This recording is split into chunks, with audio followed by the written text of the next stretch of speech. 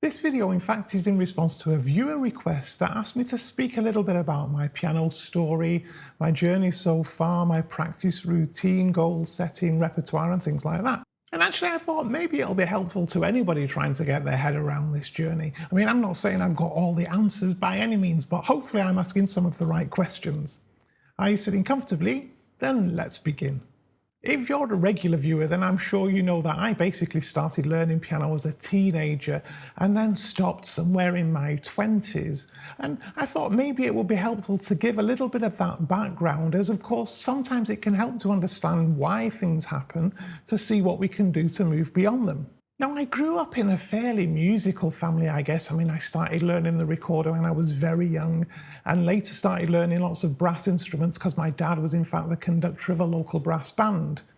And when I was about 10 or 11 years old, we had a change of family circumstance, and for the first time ever, we had a piano in the house. And I decided that I wanted to learn one of the hymns we were learning at school all those years ago. So I could read treble clef already, and I asked somebody how to read the bass clef bit. And then armed with this, I sat at the piano and started learning this piece. And you know, through my rose-tinted spectacles, I think I did a fairly okay job, but I guess I must have driven my mum mad, because one day she just said, look, if you want to learn the piano, then let's do it properly and get you some lessons, otherwise just leave it alone. So I jumped at this opportunity, and in no time I was having lessons with our local piano teacher. Now, my recollection of those early days is that it felt so easy. I mean, I rattled through the first 4 ABRSM grades fairly quickly. Everything my teacher gave me to look at, I could sort of pick up fairly rapidly. Now, don't get me wrong, I was by no means a child prodigy, but let's face it, up to about grade 4 ABRSM, the technical and musical demands of the exams and the repertoire aren't, in the grand scheme of things, that advanced. So they're fairly easy to get your head around. Unfortunately, my teacher then passed away, and my mum found me another one a little while later. Now, this teacher thought, well, there's no point doing grade 5, so let's just go straight for grade 6, which is what I did. And, you know, again, looking back, I don't remember any problem with it. It was fairly easy to do. Up to this point, I never really practiced very much. If I did an hour a day, that would be a lot, and I'm sure I did a lot less than that generally. However, I was at secondary school, I was in the school band, so I was fairly musically active, if you like, in other ways all the time. However, unfortunately then, my second teacher also passed away. Now, I eventually managed to find another one. I guess I must have been 17 or 18 at the time, and this really, so to speak, is where the wheels fell off. Now, my new teacher had great faith in me. She thought I was quite talented and that I should basically try to get into the Royal Academy of Music.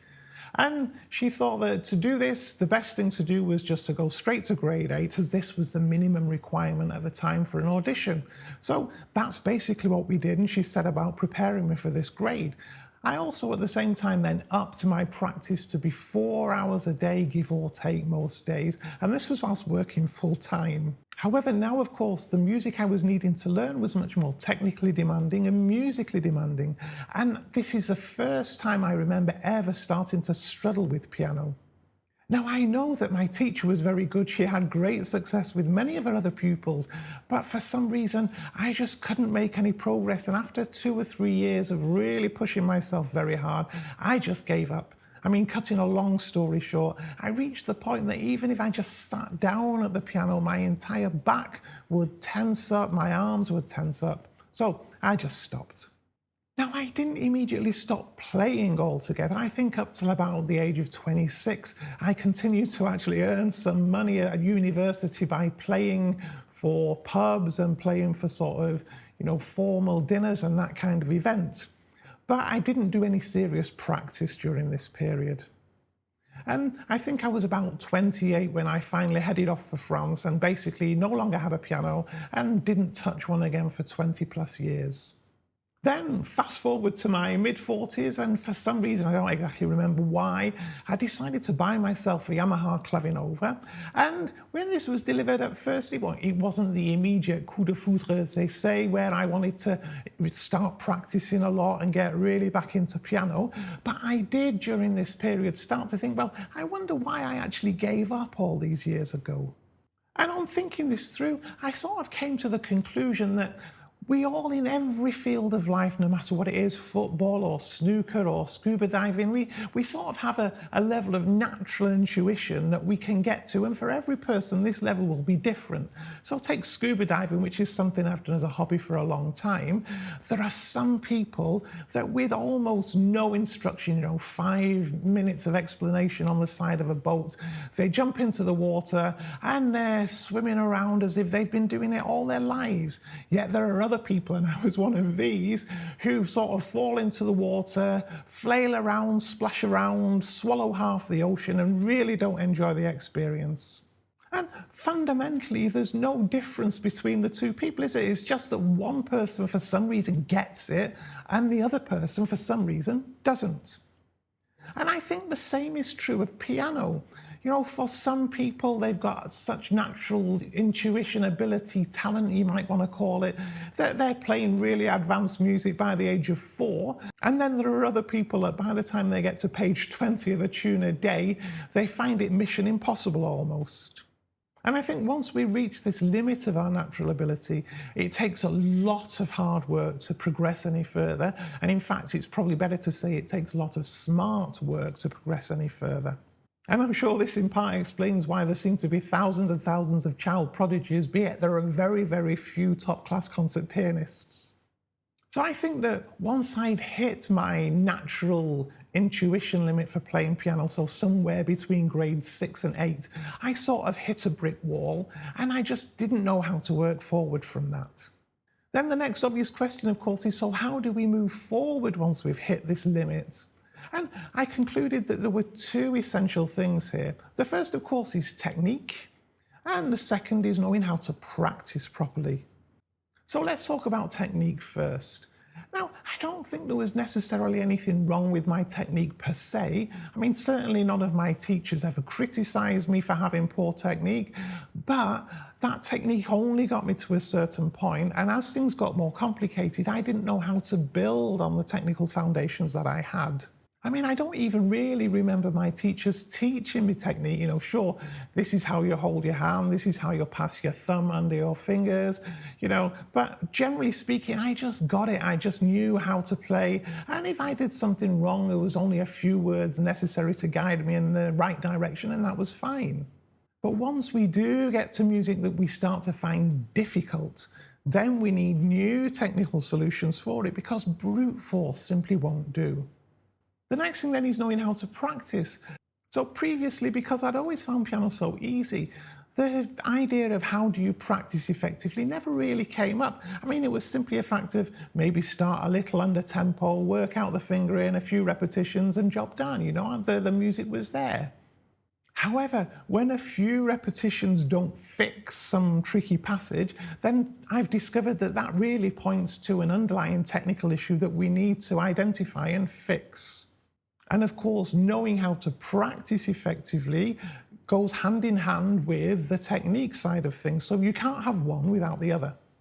So basically, these were the 2 main areas that I decided I would need to study properly if I was going to get any further past this brick wall that I felt I'd hit. However, before I do get onto these 2 topics, I just want to quickly mention the aspects of being an adult learner. Now, I think there are 2 kinds of adult learners, and both are different. The first are people who've never touched a piano before and later on in life decide that they would like to learn. And the second, which I like to refer to as returning pianists, are people like myself who learned all those years ago, got to a certain level, stopped for whatever reason, and then maybe decades later came back to piano. Now, a brand new learner has got lots and lots of challenges, don't they? They need to learn to read music, they need to learn rhythms, counting, playing hands together feels very, very foreign and bizarre to them. So there's an awful lot to overcome, whereas for a returning pianist, lots of these things we can already do quite well. So we've got those challenges that are already overcome for us. However, in both cases, we've got something in common, and that's that we're not children. We can study things independently, we can look things up for ourselves, we're not obliged to do what adults say we have to do, and these things make our approach to piano perhaps quite different than that would be used with children. However, the downside, of course, is that with advancing age, things seem to be more difficult. I mean, I'm not trying to make excuses for myself, but it does feel much more difficult now to learn new things than it was 20, 30 years ago. And so building technique is something that is a real struggle, I think, as we get older. However, as I started to study this aspect of technique, one thing very quickly became clear, and that was that there are so many different and quite often opposing views. I mean, I like the expression, if you put two pianists in the same room, you'll have three opinions. Take an obvious example, that of flat fingers. Now, we're all told you should never play with flat fingers. Yeah, Vladimir Horowitz and Martha Argerich frequently play with flat fingers. So how can this be? Now, some people might try to argue this away, saying, yeah, but they're professionals, the same rules don't apply to us. But let's take something even simpler, that the idea of curved fingers. Now, I've seen lots of people say that when we put our hands on the keyboard, our fingers should be curved in such a way that both the thumb and the pinky and all the other fingers are lying nicely on the white keys. However, I've also seen it said that in actual fact, when the longer fingers are on the white keys, if anything, the thumb should be off the keyboard area. And that's one of the reasons people will say that Chopin preferred using a hand position where the longer fingers were over a black key so that the shorter fingers naturally fell onto the white keys. So if in something even as basic as how much to curl your fingers people can't agree, what about the more complicated aspects? And basically, I came to the conclusion that there is no one technique that fits all. Just in the same way that not all Olympic runners run in the same way, not all pianists play in the same way either. And we have to really work out what works for us. Equally, different techniques work well for different kinds of music. And there's a fabulous video of Martha Argerich playing a Scarlatti Sonatina, and she has her hands in a very bizarre position and her fingers curled, which normally she would never do. Yet clearly for that particular piece of music, it works extremely well for her. This is where I think we need to learn to listen to our bodies as we play piano. If something feels awkward, if something feels tense or tight, then we're probably doing something wrong, and we should try to work out what we can do to fix that. And I think this, though, is where I went wrong all those years ago. I simply thought that I just needed to practice harder and that would sort it out. And in fact, when I was trying to learn Liebestraum number 3, I broke a string on my piano at the time because I was practicing it that hard. Yet even with all that hard work, I never got it to a stage where I liked the way I played it. Now, I've watched probably hundreds of videos on YouTube about piano technique, and some are absolutely fabulous and some, frankly, are nonsense. But a good example of a technical fix to something is this in-out movement. And we all know it, we all use it, that when we need to play on a black key, we're going to move our hands in towards the fallboard so that we're closer to those keys. And when we're playing slowly, this is all fine, but sometimes what I noticed I was very often doing was, rather than moving in towards the fallboard, I would simply twist my wrist so that my thumb would move closer to the black keys. And this is not a good position for playing piano. And for simpler music, I don't think it really matters. But as you get to more complex music, that twisted position makes it very difficult to control, and ultimately you never get it as you want. And of course, in-out is just one example of technical things that we can fix. And I've got a lot of videos on my channel that go over other things I've discovered over the years. Now, of course, there is a grey area here, isn't there? Some things will just simply take time. Otherwise, you could give a beginner La Campanella, say, this is a technique you use to play it, and they would go off and learn it. Well, no, it doesn't work like that, does it? And that brings me on to the next topic, which is that of how do we practice effectively? Now, I feel that learning how to practice correctly or effectively serves two main purposes. First, of course, it enables us to make progress with our pieces, but secondly, it helps us to develop technique where our technique's a bit lacking. Now, the prevailing internet wisdom seems to be all we need to do to practice correctly is to slow something right down, fire up the metronome, and make sure we're playing with no mistakes. And Yes, there are circumstances where that is absolutely the correct thing to do, but for more complex music that needs us to fix things, it never works as well as we need it to. And I think there are three fundamental things that we need to learn about practicing. The first of these is problem solving. So if we find something difficult, why do we find it difficult? If we keep playing a wrong note in a certain place, why do we play that particular wrong note? Now, I used to think that simply drilling something would be enough to actually fix all of these kinds of issues. But the point is that quite often we can force ourselves into doing something the wrong way rather than practicing in good habits and doing it the right way. And of course, if we do something the wrong way, the likelihood is it will always feel awkward, it'll always feel difficult, and it might even eventually injure us. However, if we can work out what's causing the problem, we can then experiment with maybe 2 or 3 different ways of fixing it, see which works best, and then start practicing in that way. Indeed, I think one of my major discoveries was that the more difficult I find something to be, the more different ways I need to find to practice it, because not all of these ways will actually help. So if I can practice something 5 ways, 10 ways, then there's a good likelihood that some of those ways are actually helping me fix the issue. Often, even in the simplest of pieces, there might be 1 or 2 little things that prove very difficult to pull off. Secondly, I think we need to be prepared to spend quite a lot of time consolidating our gains. So going back to this example of the in-out movement, because for years and years and years I've played by twisting my wrist rather than simply moving in towards the fall board, this has sort of become my default reaction if I don't think hard about it. So it takes a lot of time for me to discipline myself to not make this twisting movement and to actually use a correct motion for playing. I mean, this idea of consolidation shouldn't be a real surprise, should it? I mean, people will practice scales for years and years and years. No one expects somebody to go from a C major scale 1 octave in the right hand to a D flat major scale 4 octaves hands together in a couple of weeks. Thirdly, I think it's critical that we set realistic goals for ourselves. As I said earlier, one of the things that I've noticed now that I'm older is that what I can achieve in a single practice session or even in a set of practice sessions is much, much less than I felt I used to be able to achieve when I was younger. Indeed, often setting ourselves goals that are too ambitious means that we end up cutting corners rather than doing the thorough work that's necessary. Neuhaus made a comment in his book, The Art of Piano Playing, that we need to let the water boil. And that's to say that we should keep working on the problem until we fix it and not keep flitting around to different things. However, the way I interpret this is that we also need to think about how much water can we boil at any one point in time. And let's just say we're trying to work on a passage of octaves.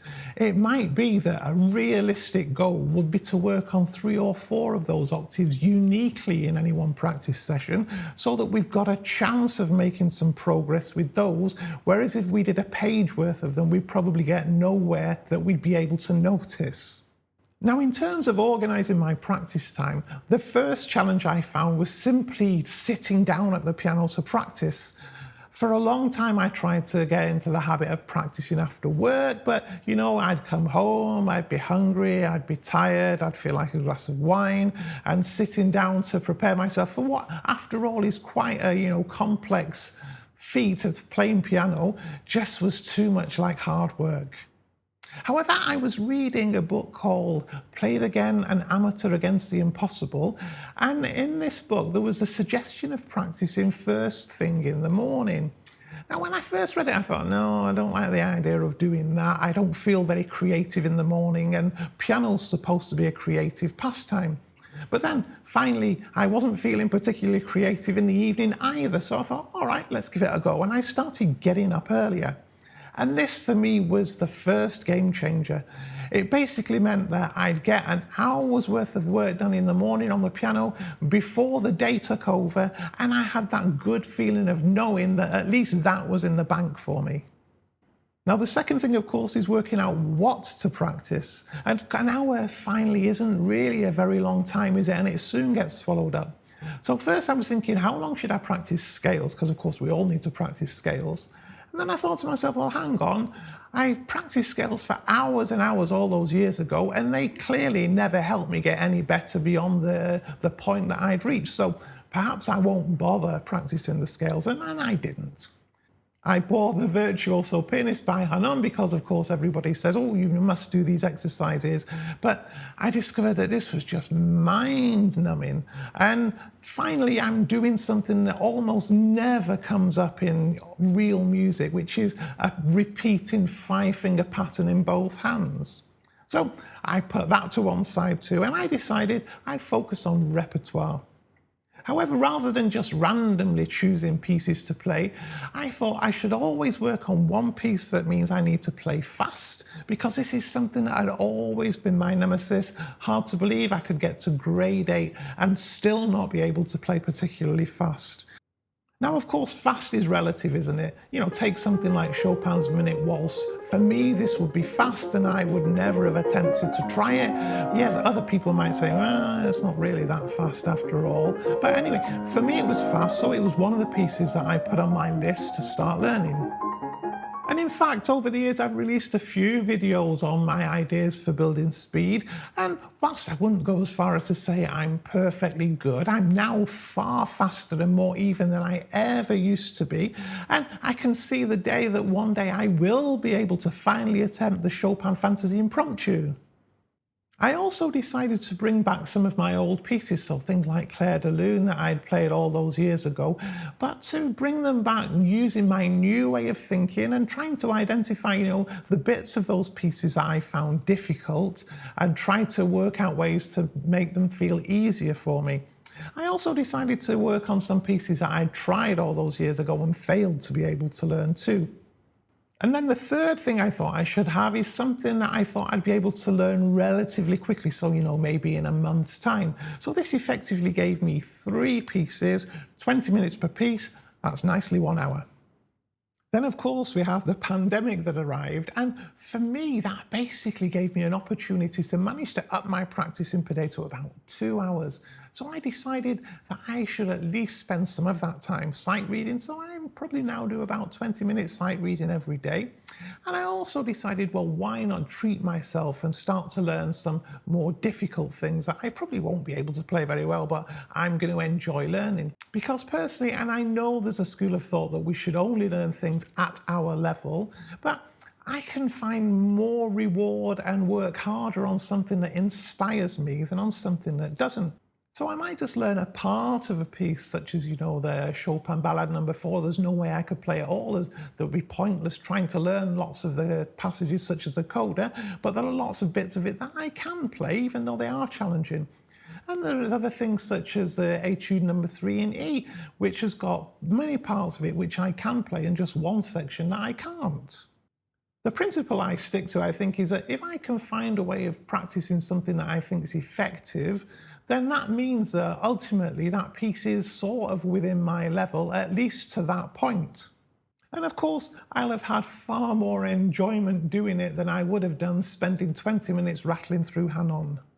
However, one thing that I did learn, though, is that with these kind of more advanced pieces, it's a very, very good idea to put them to one side regularly and maybe 6 months later come back to them, because, of course, in 6 months we might have learned an awful lot and be better equipped to make more progress with these pieces.